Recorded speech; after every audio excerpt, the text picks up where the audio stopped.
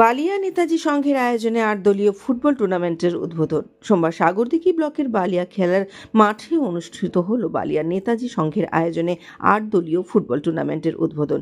এদিন দুপুর থেকে খেলার মাঠে উপচে পড়া ভিড়, গ্রামবাসী ও ফুটবল প্রেমীদের উচ্ছ্বাসে মুখরিত হয়ে ওঠে গোটা এলাকা। উদ্বোধনী ম্যাচ ঘিরে দর্শকদের উৎসাহ ছিল চোখে পড়ার মতো।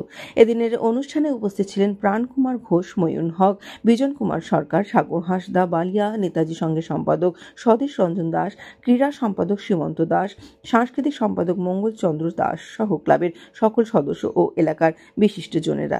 সকলের উপস্থিতিতে জাতীয় সঙ্গীত ও ক্রীড়া পতাকা উড়িয়ে টুর্নামেন্টের আনুষ্ঠানিক সূচনা করা হয়। খেলা শুরু হতে মাঠ জুড়ে দেখা যায় তুমুল উত্তেজনা ও ক্রীড়াসুলভ মনোভাবের এক অনন্য পরিবেশ। স্থানীয় ক্রীড়াপ্রেমীরা জানান, এ ধরনের টুর্নামেন্ট যুব সমাজকে খেলাধুলার মাধ্যমে একত্রিত করে এবং সমাজে ইতিবাচক বার্তা দেয়। ক্লাবের পক্ষ থেকে জানানো হয়েছে, আগামী কয়েকদিন ধরে চলবে এই ৮ দলীয় ফুটবল প্রতিযোগিতা এবং ২রা নভেম্বর ফাইনাল ম্যাচে বিজয়ী দলকে বিশেষ পুরস্কারে ভূষিত করা হবে। এমডি রফিকের রিপোর্ট, RAnews.in। একটা পরিস্থিতি, এই পরিস্থিতিতে আমরা ভেবেছি যে আমরা অনেকদিন একটা টুর্নামেন্ট করিনি, আমরা যুব সমাজকে ফুটবলের প্রতি আগ্রহ বাড়াতে আমরা এই ৮ দলীয় ফুটবল টুর্নামেন্ট করছি।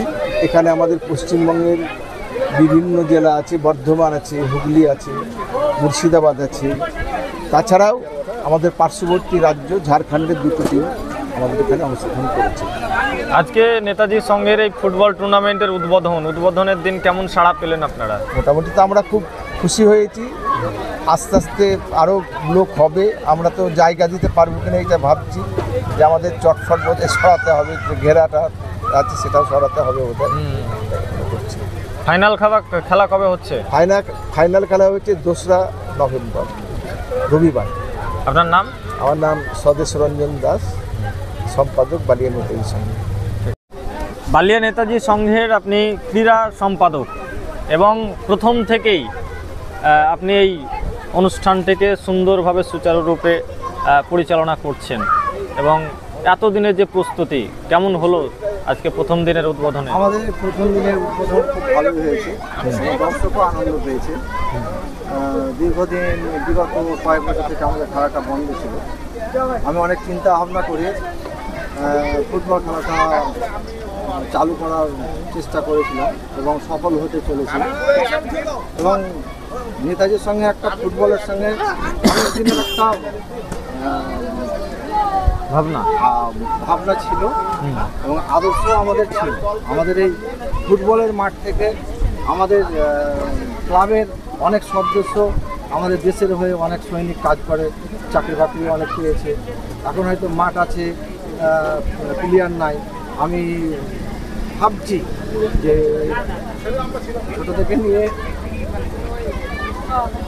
কোনো রকম কোচিং ক্যাম্প করা যায়।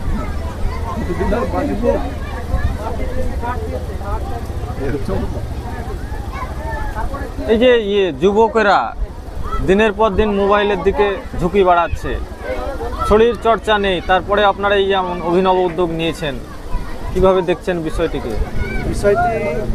এখন বাচ্চারা তো খুব খারাপ দিকে চলে যাচ্ছে, মোবাইলের যুগ চলে এসছে।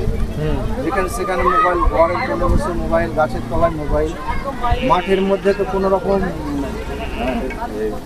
খেলার আসে না। তো এই খেলাটা চালু করে যদি ছেলে যদি আগ্রহে আসে, তার পাশে আমরা আছি, বালিয়া নেতাজি সংঘ আছে। আপনার নাম? সুমন্ত দাস, ক্রীড়া সম্পাদক।